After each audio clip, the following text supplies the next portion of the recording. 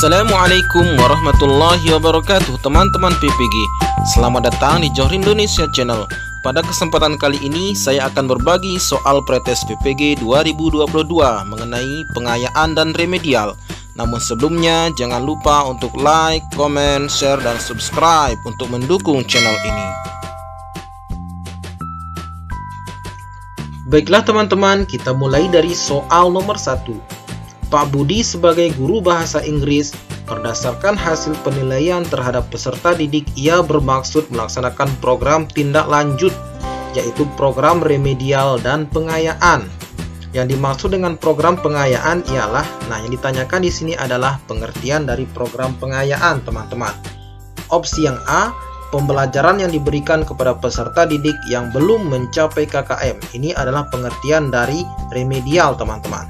Yang B, pembelajaran yang diberikan kepada peserta didik yang belum dan telah mencapai KKM. Ini tidak termasuk, teman-teman. Yang C, pembelajaran yang diberikan kepada peserta didik yang telah mencapai dan atau melampaui KKM. Nah, inilah yang dimaksud dengan program pengayaan, teman-teman. Opsi yang C, pembelajaran yang diberikan kepada peserta didik yang telah mencapai dan atau melampaui KKM. Kita lanjut ke soal nomor 2, teman-teman. Pak Budi sebagai guru bahasa Inggris, berdasarkan hasil penilaian terhadap peserta didik, ia bermaksud melaksanakan program tindak lanjut, yaitu program remedial dan pengayaan.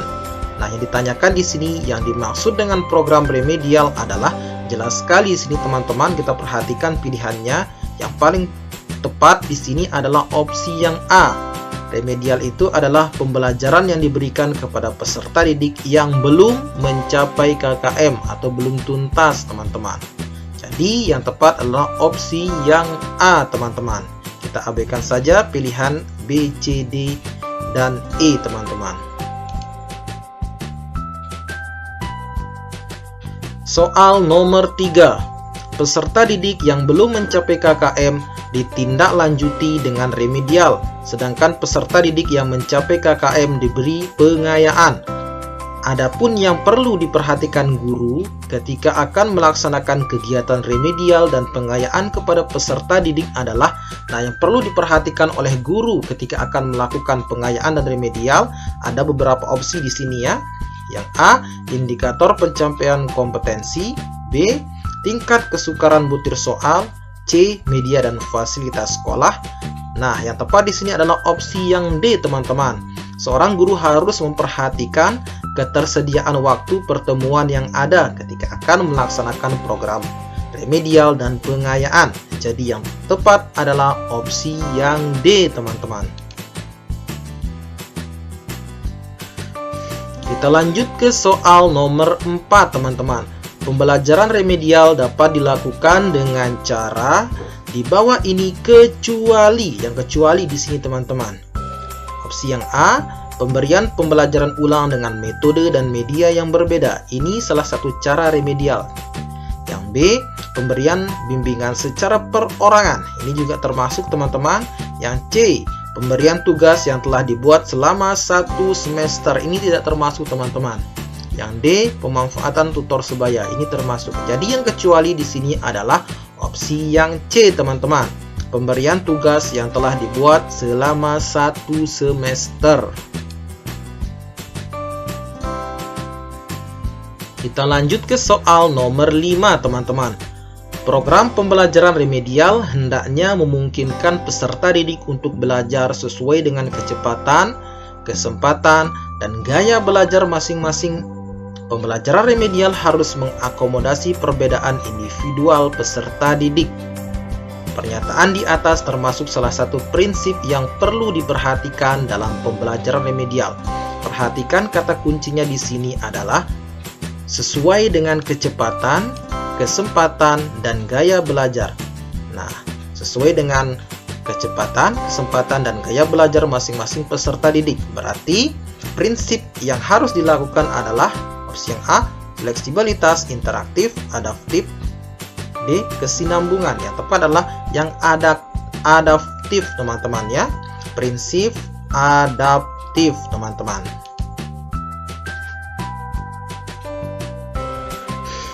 Soal nomor 6 teman-teman. Dari hasil evaluasi tes formatif pada mata pembelajaran pendidikan agama Islam, Bapak Ali mendapat data ada siswa yang sudah mencapai atau melampaui KKM dan ada yang belum mencapai KKM. Dari informasi atau data yang diperoleh berdasarkan tes hasil belajar tersebut, Bapak Ali kemudian menindaklanjuti dalam bentuk program remedi dan pengayaan kepada para siswa. Nah, ilustrasi tersebut menunjukkan apa, teman-teman? Apakah di sini prinsip evaluasi, acuan evaluasi, fungsi evaluasi, syarat evaluasi, yang E, pendekatan evaluasi.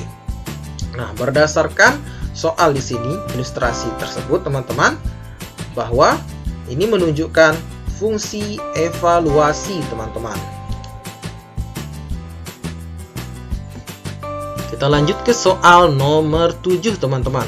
Sekelompok peserta didik yang mempunyai minat tertentu diberi tugas untuk memecahkan permasalahan membaca di perpustakaan terkait KD yang dipelajari pada jam pelajaran sekolah atau di luar jam pelajaran sekolah. Pemecahan masalah yang diberikan kepada peserta didik dapat diminta untuk menyelesaikan sebuah proyek atau penelitian ilmiah. Nah, pernyataan di atas adalah pengertian pembelajaran pengayaan. Nah, di sini kata kuncinya, teman-teman, sekelompok peserta didik yang mempunyai minat tertentu. Nah, yang A, belajar kelompok, belajar mandiri, belajar berbasis teman. Sebenarnya cukup satu saja disebutkan, teman-teman, ya. Yang B, belajar kelompok, belajar berbasis teman. Yang C, belajar kelompok. D, belajar mandiri, belajar kurikulum. Yang E, belajar mandiri.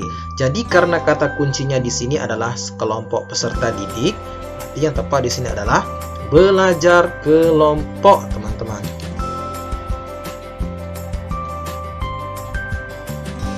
Kita lanjut ke soal nomor 8, teman-teman. Program remedial dapat dilaksanakan melalui bimbingan secara perorangan bila ada beberapa peserta didik yang mengalami kesulitan yang berbeda-beda sehingga memerlukan bimbingan secara individual. Bimbingan yang diberikan disesuaikan dengan tingkat. Nah, bimbingan yang diberikan harus disesuaikan dengan tingkat. Pilihannya di sini: A, kelemahan yang dialami oleh peserta didik; B, keberhasilan yang dialami oleh peserta didik; C, keterbatasan yang dialami oleh peserta didik; D, kesulitan yang dialami oleh peserta didik; dan E, kesalahan. Jadi yang tepat di sini adalah berdasarkan kesulitan yang dialami oleh peserta didik, teman-teman. Soal nomor 9. Pembelajaran remedial hendaknya memungkinkan peserta didik untuk secara intensif berhubungan dan berkomunikasi. Kata kuncinya di sini adalah secara intensif berhubungan dan berkomunikasi dengan pendidik dan sumber belajar yang tersedia. Nah, hal ini didasarkan atas pertimbangan bahwa kegiatan belajar peserta didik yang bersifat perbaikan perlu selalu mendapat monitoring dan pengawasan agar diketahui kemajuan belajarnya. Pernyataan di atas termasuk salah satu prinsip yang perlu diperhatikan dalam pembelajaran remedial. Ini salah satu prinsipnya, teman-teman. Karena kata kuncinya di sini adalah berhubungan dan berkomunikasi dengan pendidik dan sumber yang tersedia. Maka yang tepat di sini adalah opsi yang B, teman-teman, yakni interaktif. Soal nomor 10, teman-teman. Bentuk perlakuan pembelajaran remedial dilakukan berdasarkan keterserapan KD pada ketuntasan klasikal. Bila ketuntasan klasikalnya kurang dari 50%, artinya yang mengikuti pembelajaran remedial lebih dari 50%, maka remedial dilakukan dengan. Nah, ketika pembelajaran remedial atau jumlah peserta yang mengikuti remedi di sini lebih dari 50%, maka yang perlu dilakukan adalah opsi A. Kita perhatikan di sini, memberikan pembelajaran ulang dengan metode dan media yang berbeda. Nah, ini teman-teman pilihan yang tepat, ya. Memberikan pembelajaran ulang dengan metode dan media yang berbeda. Yang B, bimbingan secara khusus. C, tutor sebaya. D, penugasan secara berkelompok. Jadi yang tepat di sini adalah opsi yang A, teman-teman. Soal nomor 11 teman-teman. Berdasarkan data hasil evaluasi pembelajaran diperoleh hasil sebagai berikut.